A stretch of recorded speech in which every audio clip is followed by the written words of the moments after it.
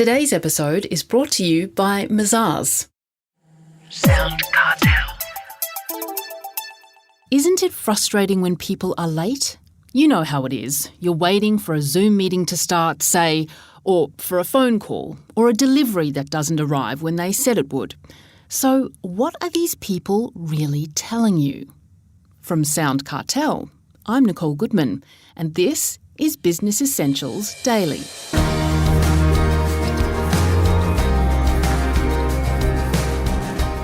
Sorry I'm late. Nah, that doesn't really cut it. What they should be saying is, sorry, I was being rude. That's according to Les Watson, business coach, productivity expert, and the prince of punctuality. Rest assured, when Chris Ashmore sat down to chat with Les Watson, they were both, predictably, a little early. So why, Chris asks, is it important not to be late? It's to do with honouring other people.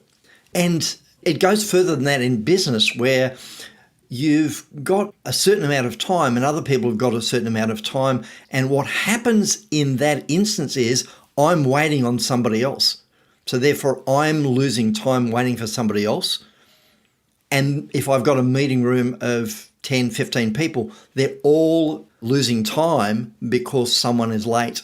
So it's actually not honouring other people. It's what I call it's out of integrity. It's a thing of I'm more important, Chris, than being on time for you because you don't matter. I'm much more important. Therefore, it's one of those things of I had to do what I had to do and put you second. It's a reflection on the brand, isn't it? Even if you think it's not important, your potential clients or customers, they may well think it's important. And that reflects poorly on you as a business. Would that be fair to say? Very much so. People will look at your ability to be on time as an honouring of, hey, you've honoured me, so you get a tick in that box. And it sounds weird, that term honouring you, but I'm actually looking at our relationship as one of equals as opposed to I'm better than you or I can reign it over you or you just wait until I'm ready and then I'll come and get you. Well, that's not the way business works. If you can get on the same level, if you can create some rapport going, you've got a whole lot more chance of having a relationship over time because you're on a level playing field. Then there are people who just seem to struggle with punctuality all the time. Is that something to do with their values, perhaps? It is to do with values. And is being on time one of your values? Is punctuality one of your values? See, one of my values is integrity, and in doing so, being on time is one of those things. I'm going to keep my word by being on time for you. But one of the reasons why people tend to be late is a fear of missing out, called I have to do this thing, otherwise I'm going to miss out. I've got to spend time here, otherwise I'm going to miss out. Oh, don't worry about my appointment over there. I've got to do this first because if I don't, it's like, well, how's your scheduling? How's your priorities? Because if you can prioritise, then that doesn't come into play. For example, we were both early for this particular conversation and we did it on purpose. So are people purposing to be on time for meetings by being early? Is that a culture? Is it a value for you? Is it something that is a way of life?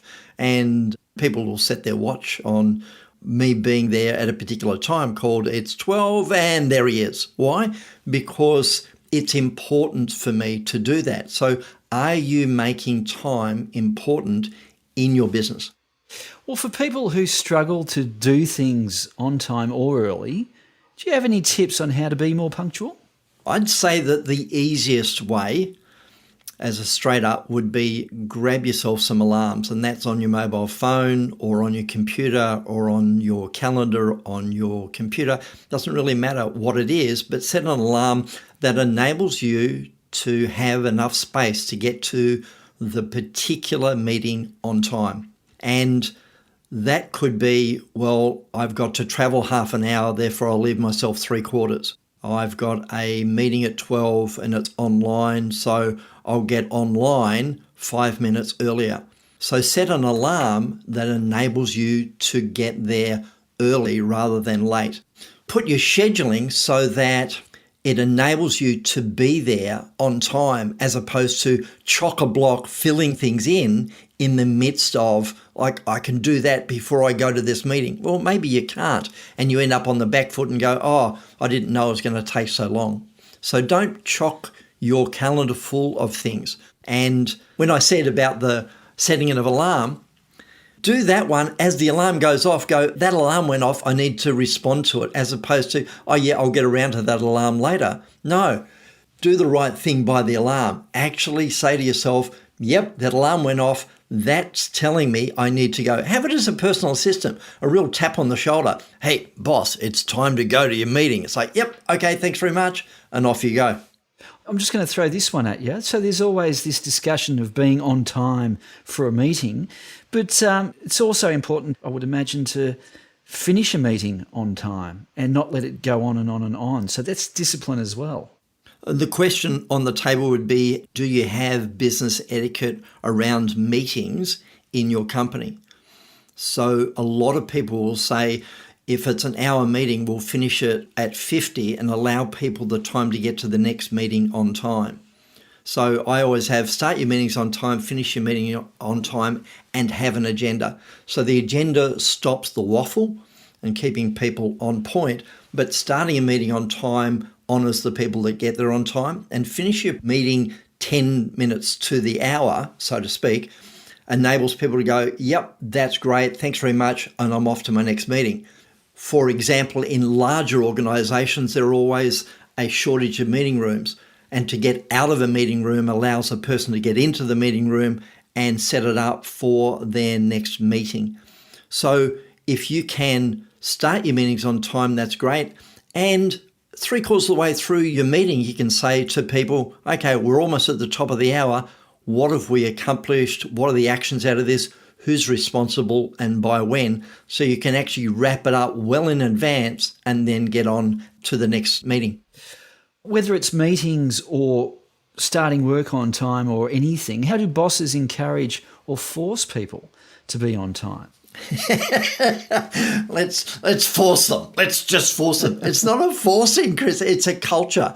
So it's an opportunity to get a conversation going around what do we want as a culture? Do we want to be known as we're always running late? And I have had situations with big business that said, oh no, we're known for never being on time. And I go, that's not what we want.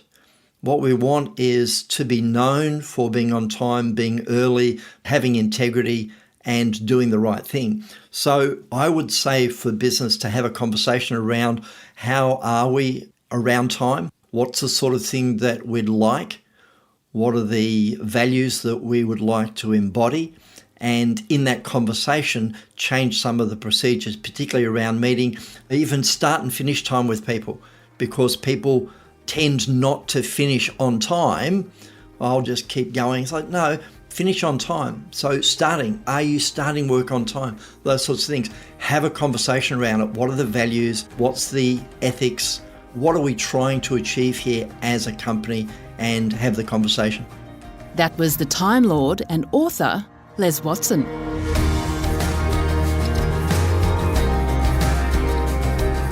Business Essentials Daily is a SoundCartel podcast. Executive producer is Heather Dawson. Producers are Nick Schilberger, Chris Ashmore, and myself. Technical production by Pete Letts and Belinda Trimboli. I'm Nicole Goodman. Thanks for listening. We'll bring you more Be Daily next week. SoundCartel. This episode was brought to you by Mazars. To find out more, visit mazars.com.au. That's mazars.com.au.